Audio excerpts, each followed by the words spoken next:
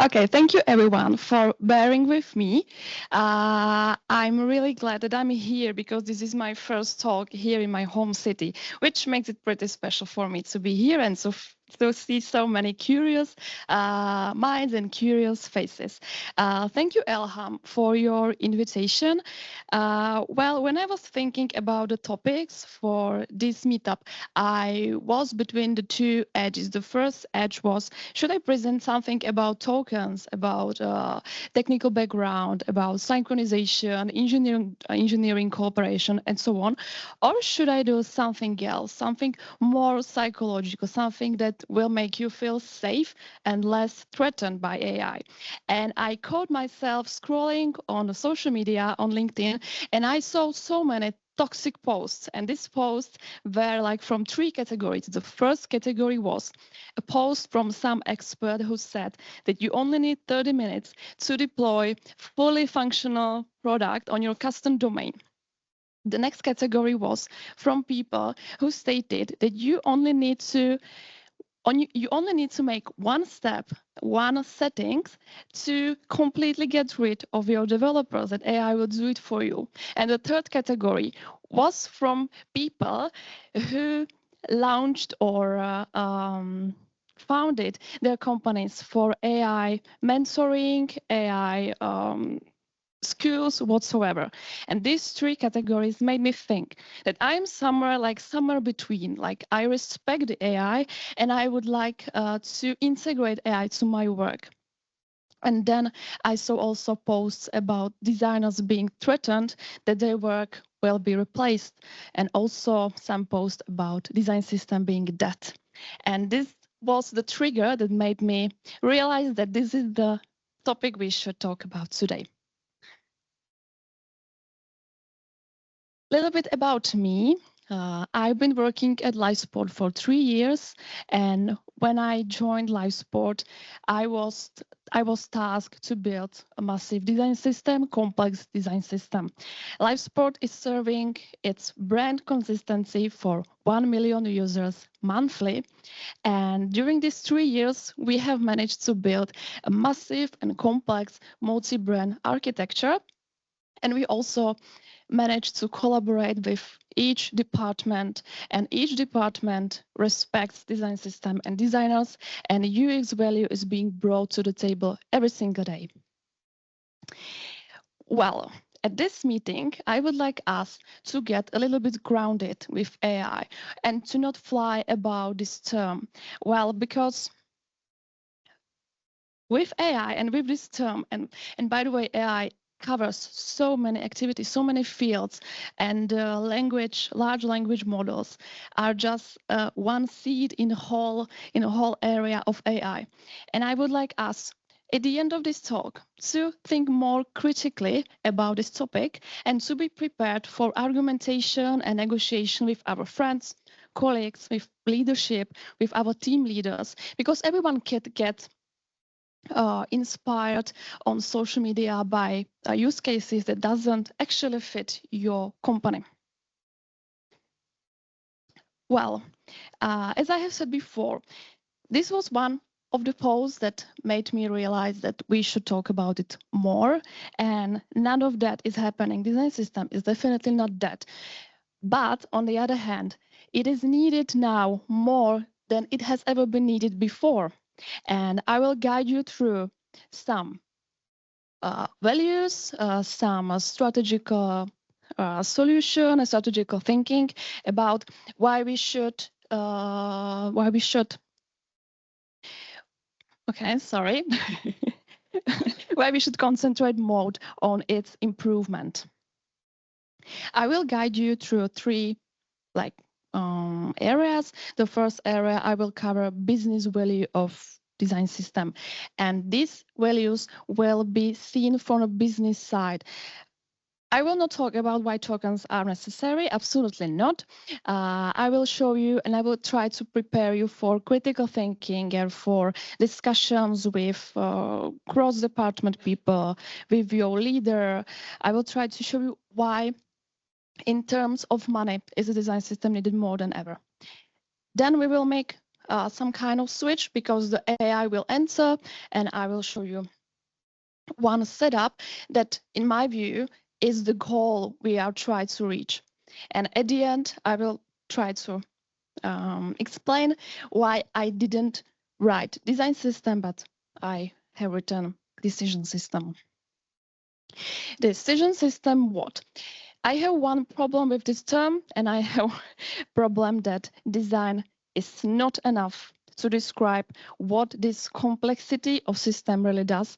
And in my practice and in my career, I have seen many occurrences when design as a word was really underrated.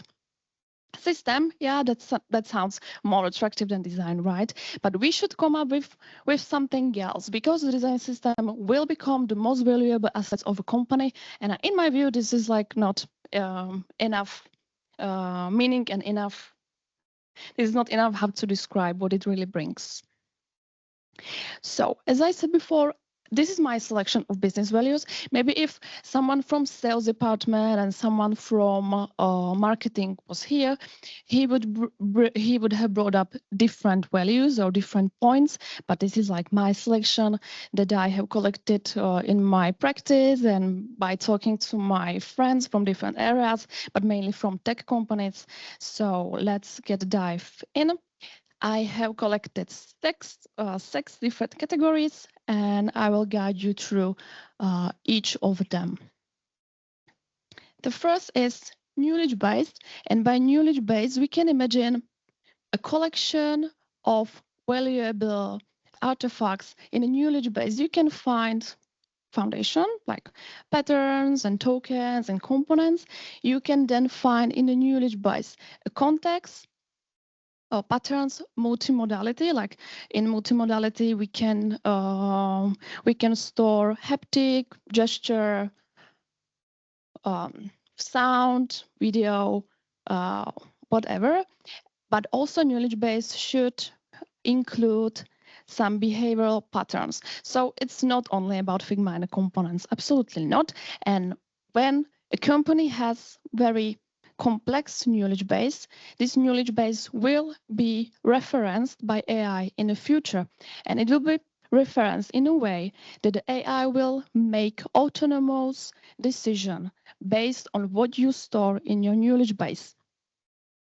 And by this, the AI agent then can make its own autonomous decision. So the agent will not only respond in the interface, but will make actual decision, will create some flows based on your intent, based on a platform, based on a brand or market, and will try to do your day-to-day activities. So you as a design ops practitioner or design ops specialist, you can concentrate more on strategic tasks. And that's not all, because when we have a very improved and a fruitful knowledge base, then the human bottleneck is reduced, and it's reduced also for your colleagues. And the last thing in this knowledge base, it's never static, right? You will always need to add up different things based on new features, based on development. And this reinforcement learning is about that the AI will learn from its own mistakes, from its own errors. So the continuous feedback is very appreciated and needed in this setup with autonomous AI. For the next value, I chose design agility. And this basically says that with a good functional design system or high performative design system, your value is that you can do theming, you can do rescaling to multi-brand, you can cover your front end. Well, basically you can cover the code base with components and so on. And the reason why I put it to the business values is that these things like the theming and scaling, they are like indirect results of good function, well-functioning design system. When you look at the last part, the multi-brand, The multi-brand is, in my view, like the, how to describe it, like the last part of a world-class system or system well built, because multi-brand has one claim. It is develop once and use multiple times. So you can imagine how the costs are actually saved by this approach. I bet that there are some practitioners, like design practitioner, and you have heard about the public library kit, right? And the public libraries. Well, I put this public visibility as a value because once you decide to go public with your library kit, you are perceived or seen from the outer community as a leader in design. For example, Visa published their design system, which shifted my perspective a little bit because I was thinking about Visa, not just about the fine tech company and leader, but also as a design leader. And for me, this step, and it is a huge step for security reasons and so on, this step make it much easier for recruitment. Like imagine the talent recruitment, someone who knows about your library kit may be attracted to become one of the employees, one of the people who can, one of the people who can actually work on this world-class system.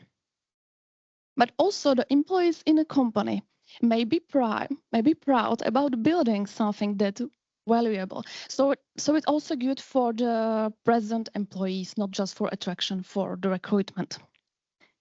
And another thing that comes to my mind is that I know many engineers who are excited to work for well-established design systems because with good system, the company can create like different technological stack. They can experience with different setup, and this really attracts people from the outside. And the last but not least, when you have a public kit, and you can have only like Figma, it doesn't need to be published with the code, with the package installation, but when it's public, you can create a partnership with other companies in accelerated mode, because your partner can like download and learn from the Visa kit, from the website, and all of this acquisition is done like much higher pace. I put maintenance costs and not metrics in general because I've been talking with many engineers and they have stated that the maintenance is the most visible cost that is being saved. At Livesport, we have multi-brand and we have like several products that share one library.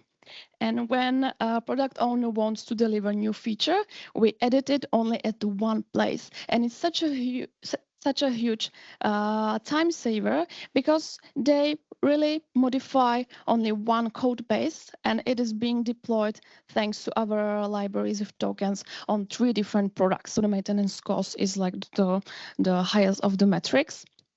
But these metrics are kind of tricky. I know that expressing the time saved, expressing development save times in terms of money is very like fragile, because once you establish this metric, you should like keep it. But it's not, the win doesn't come in coming to one meeting showing one metric, but the true win comes in actually maintaining the metric, doing some dashboard for executives and so on. And you should really choose one that serves you the most, and you should choose the metric that you will be able to keep updated.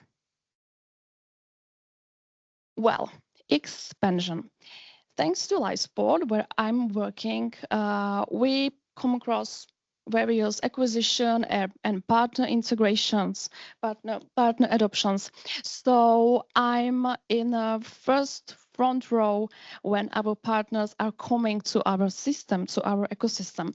And since we have a design ops department, which I'm aware that not many companies actually have a separated design ops department, we share the knowledge with them. We have some tools how to make it done.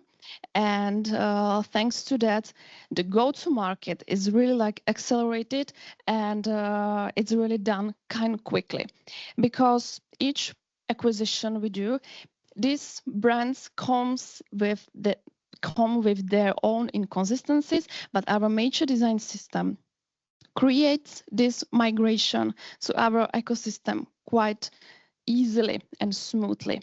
So when it comes to design system and its values, so expansion would be maybe the first thing I would mention. This value may be underestimated, but for me, once everything runs smoothly and features are being delivered to production at minimal cost, then the design team is becoming a trustworthy partner and reliable partner. And I saw it on my own in my own eyes that design team was invited to more meetings. The UX was really brought to the table. Suddenly, each decision had to be discussed with the design team, in general. And this buy-in for management and for other teams is really valuable situation in this major system. Okay, so as you can see, I haven't mentioned AI since I've been starting with the business values, but now the AI answers, or how can we say, the AI knocks on the door, the AI sits at the table, and now we should invite her in, because there is something undeniable that is going on. And with AI acceleration, and the AI acceleration is kind of crazy, and you can see it in social media absolutely everywhere. Everyone is accelerating with AI ideas, right? Like the rapid prototyping, it is the topic number one, at least in my circle of people I follow at LinkedIn. And everybody is creating some solutions, some short-term solutions, but not everyone, or not very people, share their long-term workflow with AI. And I understand it. It's not here for such a long time to create or to summarize what was wrong and what was good, because people are only creating short-term solutions, and it's fine. But for huge projects, for user base with millions of users, it's it's harder. And with a larger project, each member who is invited to some decision making should be kind of grounded, and I will show you afterwards why I think that people should be more grounded. But looking at this chart, I have put one function, is the word function, and it's the unmature, or is a company without major design system. And you can see that as AI accelerates, the chaos or the risk is being exponential. And it is because when you don't have if you don't have well-performing system, I will not say design system, just like system, because system is is relation of objects, actors, and environment, right? So without a well-performing system, your product will be fragmenting. Your product may collapse, because with this minor decision, everybody has some ideas, right? You will come to messy output. But with major decision, because in my view, major design system means that there are people who are able to create good decisions. right? Because there must be someone who is professional or who is specialist in what they do. So you can look above the major and below the absent of major design system. There is all the risk that we prevent by design system. So this is just for the visualization how things can get messy when there isn't a strong design system behind it. Risks for unexperienced organizations. And excuse my word, unexperienced. The meaning behind it is that if a leader or if someone from a higher position get very, very inspired by some AI ideas without further discussing it with more experienced people, there are some effects and negative effects that can happen. And you can see that with AI acceleration, more tools are added every week. And these tools, and this is only my guess, are not always as secure as they look, or no one is really challenging its security, right? You can only download it. The interface always seems the same. Like Lovable is in my view a positive tool, but some tools may challenge you. Then after 5 prompts, you have to pay some credit, and all your work is toast, right? And with these tools, the founders of these tools or people who support it always state that in less than 20 minutes you can build a product and deploy it on your custom domain. Like, yeah, you can, but can you make it for 100 users, or are you making it only for you and your household? So this is a big difference. Then, not only new tools, but also new features of these tools. I'm sure you are aware of Supabase database in Figma Make, right? I checked it out, and for me, it's definitely not going to replace the database that you have been using before. And also have someone actually check the pricing of the Supabase, because I haven't, and I doubt it's for free. And I still think that, by the way, the Firebase is best for small projects. Okay, so there are new flows. It's not tools, features, and now flows. And the posts from this category state that you can get rid of developers, that you can do it on your own. Just connect this and just connect this, and no one is looking at it from the bigger picture. And this is very alerting step in my view. This flow. Another one, more onboarding needed. I don't know if someone has ever realized, but when there are passionate or curious people in your team, and each of them invests like 50 hours to prototyping, do they have some strategic plan what to do with the output? Are they actually encouraged? Have you talked about it in your team? Like, have you spread these tools between each other? Because I know that everyone wants to try it, but now I'm talking about the working time, not the free time. Like, my advice would be divide the tools in your team, and and each of the team member will share the results, what went good, what went well, what went wrong, and so on. Because without support or guarantee from your leadership, your output will not be that appreciated.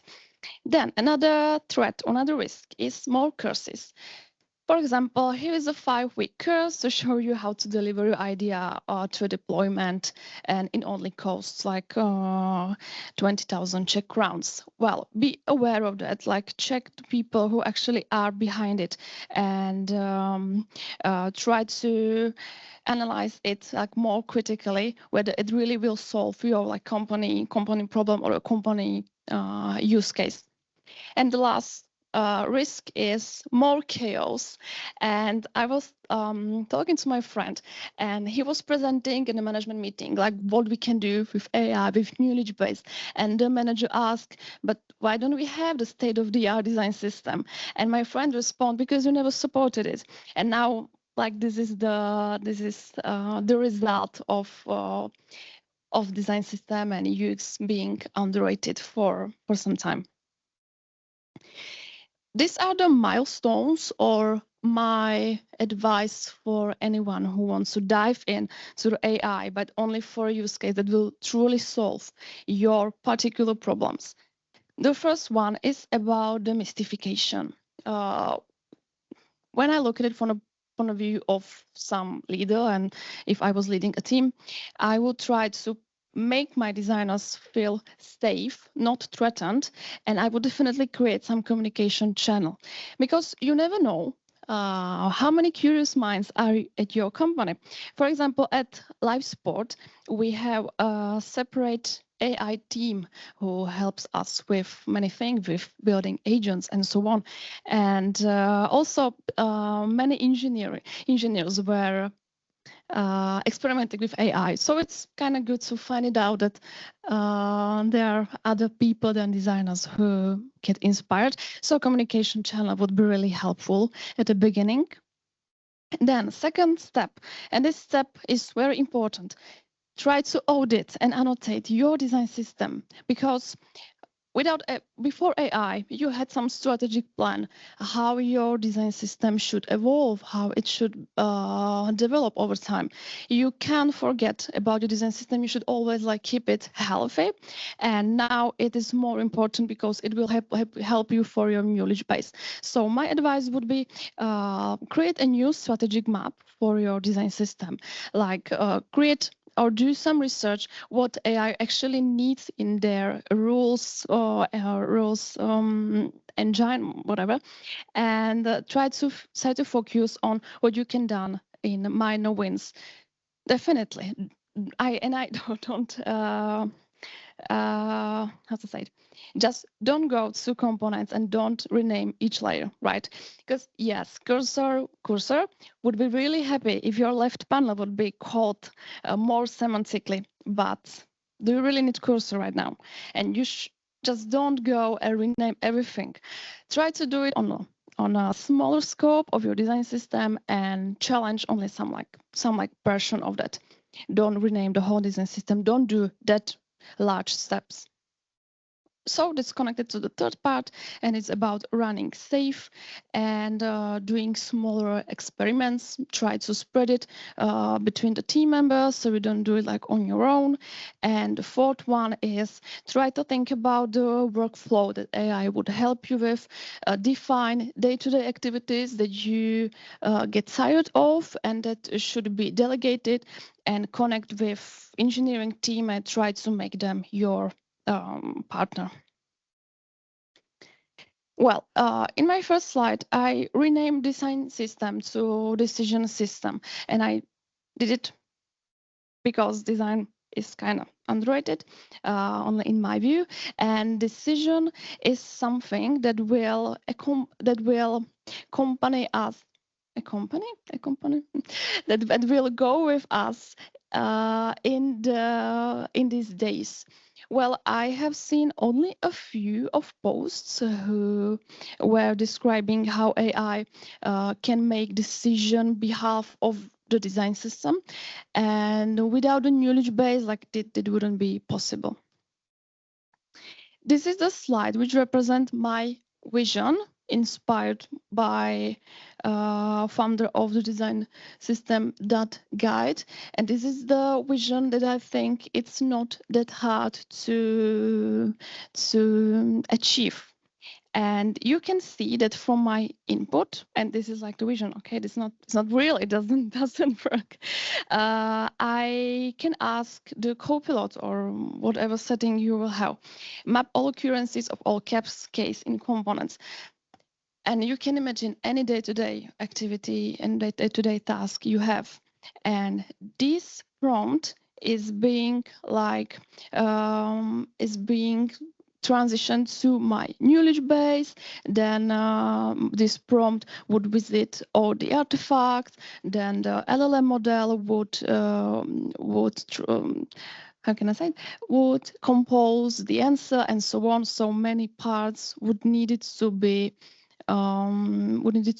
linked, and then you can see that this kind of answer gets my context. It understood that I'm auditing, that I do not want to use some code. So this is also important, that the AI agent should understand your context. Like, I'm auditing, like I want you to just show me the result. Don't do anything else. Just show me the written form. And by this, in my view, and it is achievable. And there is my team leader in the last row. So I hope he will support me. So it is achievable, and I hope that we all will land here, because rapid prototyping is excellent, like example or exercise for product managers. But us design ops practitioner would appreciate this like more, because it would be our assistant. Now my random tips from different areas, and they are all connected to AI. The first one, in the past, when React was launched, people were threatened or felt threatened because they thought that it would replace them, and they were so used to the previous technology that they didn't want to use it. And I put it on the first place because we shouldn't fight against all these improvements and so on, and we should definitely take it as a help to our work. The next one. It's about the critical thinking, like, can actually long-term products be launched within 30 minutes? And what is the user base? What is the security? And security, it is a huge thing. So when you will see today or tomorrow some posts claiming that you can do this and this, just think about the use case. The third thing is, always talk to your company and to your team what should be appreciated. So you invest your hours with a good intent, because you don't want to spend a lot of time on some tool that would never be like supported.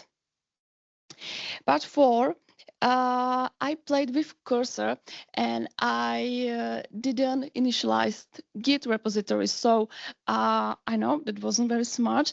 And while I was doing the rules, I didn't track the changes. So that's like only my advice. If you will play with this cursor or with any other IDE, initialize the Git repository. It will save you so much time by going back to your decision, and you will then understand how the AI model actually thinks and what written form of which rules actually works best. Part 5.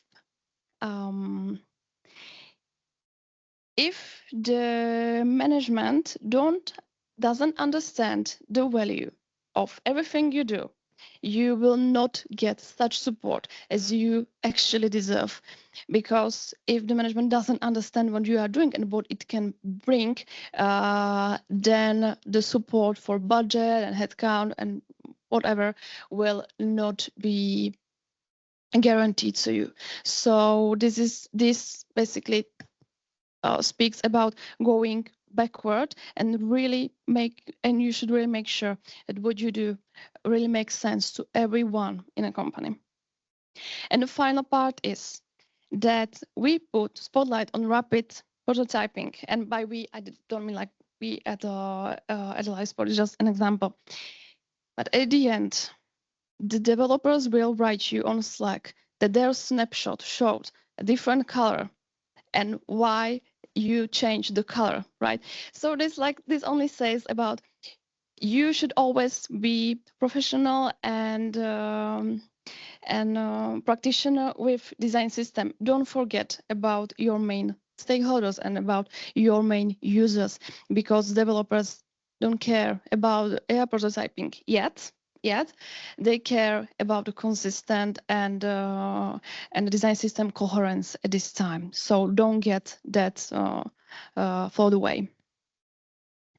And that's all from me. And I really hope that some discussions will be open, because I so wonder what are your use cases and experiences with AI, with support of your company and so on. So thank you very much.